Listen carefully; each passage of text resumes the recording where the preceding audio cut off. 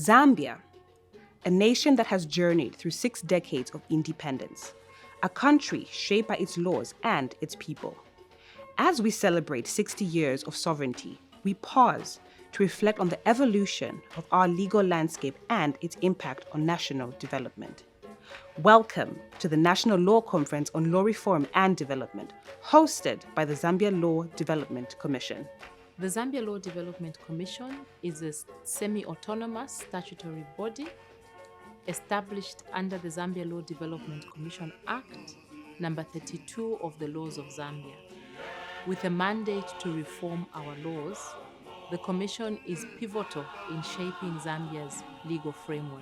Today, as part of Zambia at 60, as part of our commemorations as a Commission, we gather to commence a 3-day national law conference under the theme An Introspection of the Evolution of the Statute Book and its Contribution to National Development. Our legislative journey began under British colonial rule in 1924, a time when laws were not made for Zambians, but for the interests of the empire. Legislative councils had limited African representation. A time when laws were not made for the Zambians, but for the interests of the empire. Legislative councils had limited African representation, and our indigenous laws were overshadowed by colonial regulations. In 1953, Northern Rhodesia became part of the Federation of Rhodesia and Nyasaland, a political entity formed by the British government to unify the administration of these territories. The Federation was governed by a white-dominated federal legislature, where the African population had minimal representation, 12 out of 59 members. This system severely limited African participation in the legislative process, and many laws enacted under the Federation were designated to benefit the settler minority. Despite its promise of development, the Federation was widely seen as an extension of colonial control over African territories. The exclusionary governance structure led to increased political activism among Africans, the rise of nationalist movements across the Federation, especially in Northern Rhodesia, signaled a demand for self-governance and greater representation. Today, the Zambia Law Development Commission continues to lead this charge for progressive law reform. Through this conference, we aim to reflect on the past, understand the present, and shape the future of our legislative framework. By the early 1960s, growing pressure from these nationalist movements, led by figures like late President Kenneth Kaunda and the United Nations or Independence Party UNIP, ultimately contributed to the dissolution of the Federation in 1963. This pivotal movement paved the way for Northern Rhodesia to hold elections and pursue full independence. The 1964 Constitution was a major turning point for Zambia. It transferred legislative authority from the colonial powers to the Zambian people, and for the first time, laws would be made by a democratically elected parliament, truly reflecting the will of the nation. Independence in 1964 ushered in a monumental shift in legislative power. For the first time, Zambians held a say in their laws, with the 1964 Constitution providing a framework for self-governance.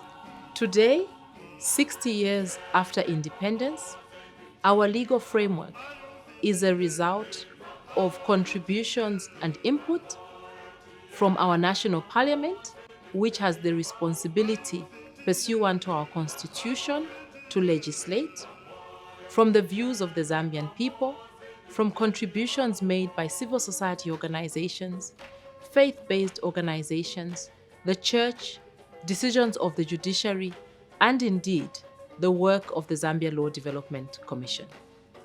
In the lead-up to this monumental conference, the Zambia Law Development Commission has been actively engaging the public. we hosted a parliamentary Model United Nations conference at the Italian School of Lusaka, where student delegates from 21 public and private schools around the country met to deliberate on thematic areas, including electronic voting, the regulation of artificial intelligence and its use in the law reform processes, the promotion of open access network metering, strengthening anti-corruption laws, improving access to information, the development of stricter laws on natural resources management, the enforcement of strict measures to combat pandemics and epidemics, and fostering an inclusive society that benefits citizens equally. Yes, so of course, people may have controversy on what the Model United Nations is, but then at the end of the day, it's a really simple event that just talks about real world issues. And we're thankful for the ZLGC for hosting this event. I'm more than excited to participate in this MUN conference. To be honest, this is the first time, and everything that's happening so far is very new to me. I believe this can become an annual event, and we can see the entire Zambia represented. I will be remiss, therefore, if I did not say that this will go back to Madam Speaker, Right Honorable Lady Muti, the first ever female Speaker of Zambia's Parliament in her abstention.